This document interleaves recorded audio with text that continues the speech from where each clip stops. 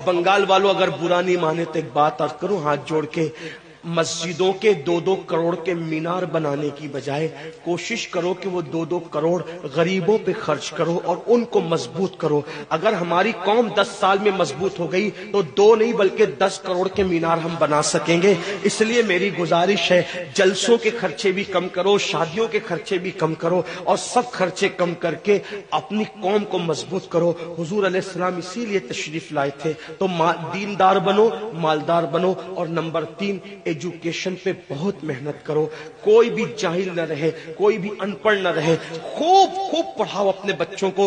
10वीं 12वीं तक कभी मत रुकना, बल्कि अपने बच्चों को IAS बनाओ, IPS बनाओ, डॉक्टर बनाओ, इंजीनियर बनाओ। डॉक्टर भी BOMS वाला मत बनाओ, बल्कि MD और आला से आला डिग्री दिलाओ। अब आप कहेंगे मौलाना पैसे नहीं है। मैं आपसे कहता हूं, हर साल ईद पे नया कपड़ा न बनाना पड़े न बनाओ, धुले हुए कपड़ों पे ईद कर लो, लेकिन अपने बच्चों की तालीम पे खर्चा करो। इसी तरीके से किसी और जगह पर पैसे लगाने की बजाय 10 साल अगर इन 3 निकात पर आपने मेहनत कर दी, दीनदार बनो, मालदार बनो और एजुकेशन को आम करो। हर बंदे को पढ़ा लिखा बनाओ। आप कहेंगे मौलाना नौकरी नहीं मिलती। मैं कहता हूं, हम नौकरी के लिए नहीं पढ़ते, हम अच्छा इंसान बनने के लिए पढ़ते हैं। इसलिए कि पढ़े लिखे की तिजारत में अनपढ़ की तिजारत में फर्क है, पढ़े लिखे की गुफ्तगू में अनपढ़ की गुफ्तगू में फर्क है, पढ़े लिखे के उठने बैठने में अनपढ़ के उठने बैठने में फर्क है। देखो, आप ये नहीं कहता हूं कि आप सब अनपढ़ हो, लेकिन एक बात आपसे कहता हूं, महफिल में पढ़े लिखों का अंदाज और होता है,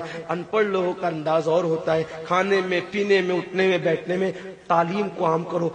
दुनिया भी पढ़ाओ, आखिरत भी पढ़ाओ। अपने बच्चों को इतना इल्म दो कि वो मुसलमान रहे, सच्चे मुसलमान रहे, और अपनी बच्चियों को भी इतना इल्म दो, सच्ची पक्की मुसलमान रहे। और स्कूल, कॉलेज, यूनिवर्सिटी में आला से आला तालीम दिलाओ। और याद रखना, गुर्बत का बहाना मत बनाओ।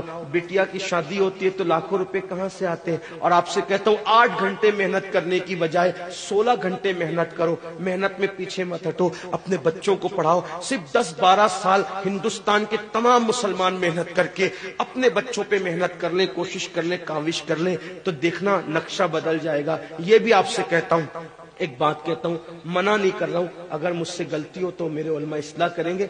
आप मेरी जात को देख के कबूल नहीं करना। बाप के चहलुम पर 40 देग पकाने की बजाय 1 देग पकाओ। उन 40 देगों का खर्चा बचाकर किसी बच्चे की तालीम पर अपने बाप के इसाले सवाब के लिए खर्चा कर दो।